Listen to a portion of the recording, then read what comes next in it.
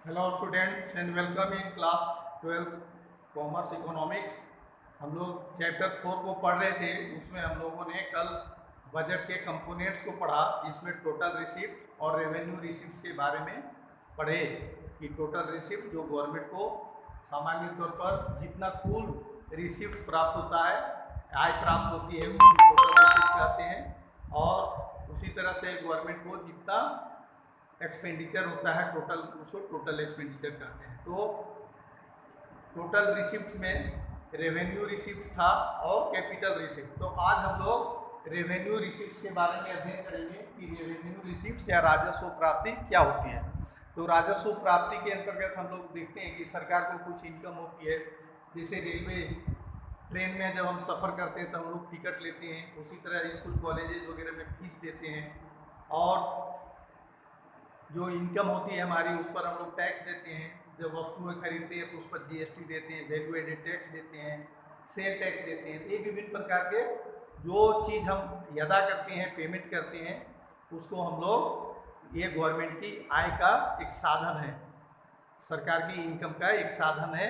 तो इसी को हम लोग रेवेन्यू रिसिप्ट कहते हैं। तो रेवेन्यू रिसिप्ट के अंतर्गत परिभाषा है कि वह रिसिप्ट जिससे सरकार की देनदारी में किसी प्रकार का वृद्धि नहीं होता है, या सरकार को यह पुनः वापस करने की आवश्यकता नहीं होती है, ना तो सरकार की परिसंपत्ति जो सरकार का एसेट्स है उसमें किसी प्रकार की कमी होती है।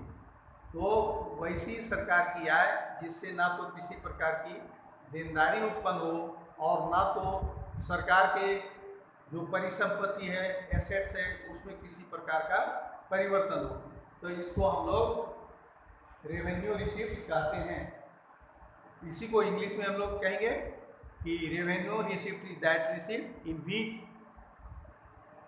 Do not creates any liability to the government और does not reduce any government assets.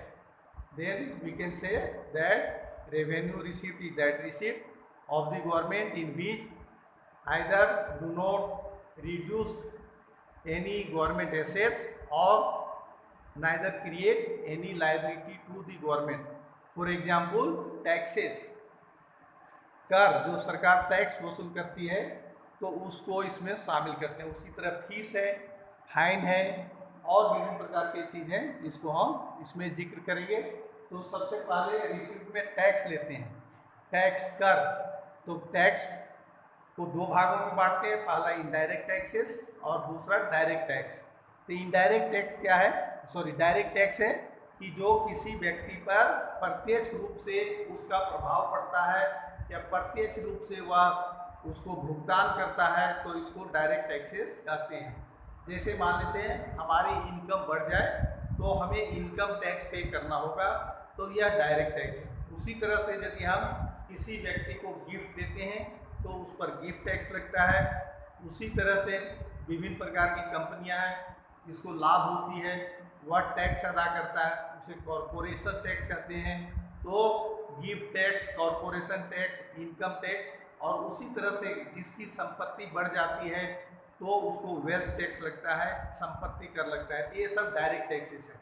तो डायरेक्ट टैक्सेस वह है जिसका भुगतान वह स्वयं व्यक्ति करता है, जिस पर यह एसेस होता है, तो इसको डायरेक्ट टैक्सेस कहते हैं। या प्रत्यक्ष रूप से जो व्यक्ति पर इसका प्रभाव पड़ता है वही उसका भुगतान करता है। इनडायरेक्ट टैक्सेस है, इनडायरेक्ट टैक्सेस के अंतर्गत कोई व्यक्ति भुगतान करता है और उसका प्रभाव दूसरे व्यक्ति पर पड़ता है। जैसे मान लेते हैं हम पेन खरीदते हैं, खाने पीने की वस्तुएं खरीदते हैं, चावल दाल आटा सब्जी, ब्रेड बटर, कपड़े जूते, टीवी फ्रिज, और उसी तरह से बाइक्स कार्स। तो ये सब पर जो टैक्सेस लगते हैं इसका प्रभाव जो व्यक्ति खरीदता है उस पर लगता है, लेकिन जो भुगतान करने का काम है वह दुकानदार करता है। तो इसको वैल्यू एड, इसको सेल टैक्स कहते हैं। तो यह अप्रत्यक्ष कर है।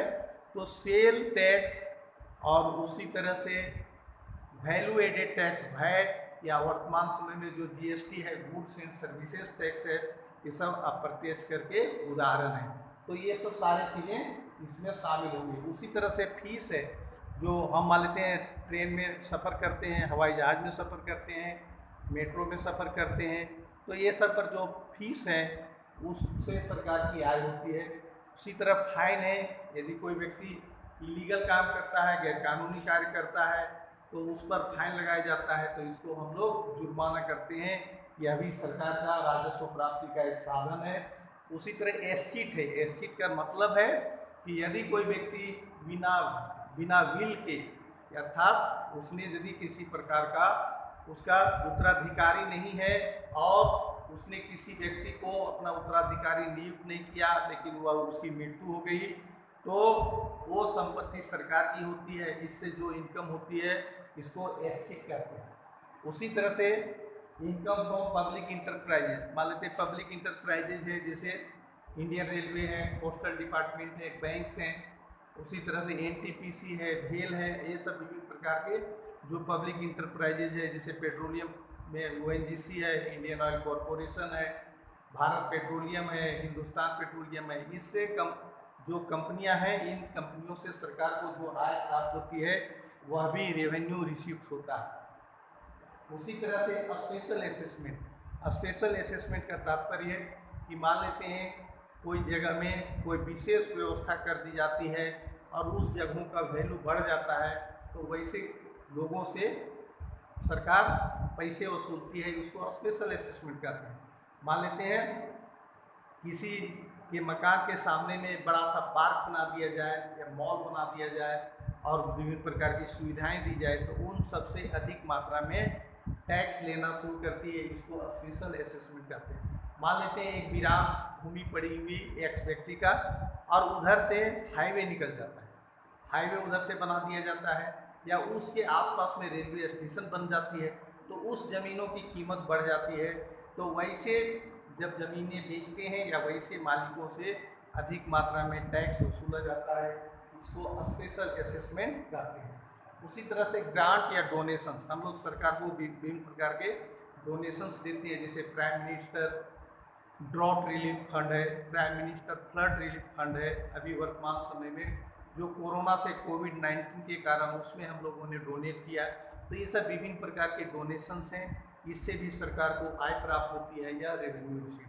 तो नर्सेल में कह सकते हैं कि राजस्व प्राप्ति हुआ है या रेवेन्यू रिसीव हुआ है, जिससे सरकार को किसी प्रकार की देनदारी उत्पन्न नहीं होती है, लायबिलिटी नहीं उत्पन्न होती है और ना तो उसके एसेट्स में कमी होती है। कहने का सीधा तात्पर्य है कि जो पैसे सरकार को मिलते हैं पुनः वह उसको वापस नहीं करती है और उसको सरकार को इससे किसी प्रकार की उसकी संपत्ति है, उसके वेल्थ है, उसमें किसी प्रकार की कमी नहीं होती। उदाहरण के लिए टैक्सेस हैं, fees, fine, asterisk, income from public enterprises, special assessment और ग्रांट या डोनेशन।